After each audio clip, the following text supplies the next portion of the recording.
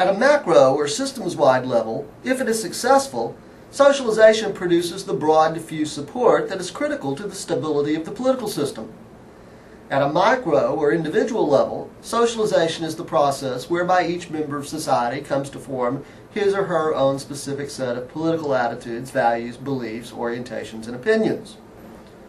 Socialization is a process that results in some Americans identifying themselves as Republicans, and others identifying themselves as Democrats, and still others identifying themselves as independents.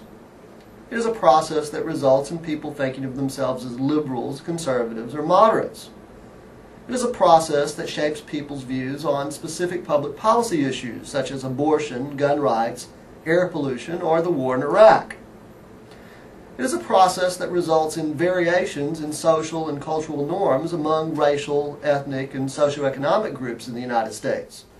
In other words, while the socialization process has some basic similarities for all members of society, there may be variations on the process for particular groups or sectors of society and for individuals, and these variations account for the diversity of American society. Let me emphasize, however, the first part of that last sentence.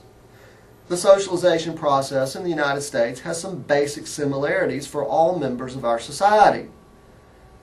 These similarities explain why, despite all of the outward diversity among Americans, our civil society has remained relatively stable over 220 years of national history, with one or two obvious periods of exception. Democrats, Republicans, and independents alike are all loyal, patriotic Americans. Liberals, moderates, and conservatives all accept the values of democracy and capitalism. Anglo, African, Hispanic, and Asian Americans all embrace the fundamental American value of individual freedom. You may recall the point I emphasized in the lectures on ideology and political culture, that liberalism and fundamental liberal values permeate American political culture, regardless of the superficial differences among political subgroups. How did liberalism come to this position of predominance in the American political culture? Systems theorists would argue that it is the result of the natural processes of socialization.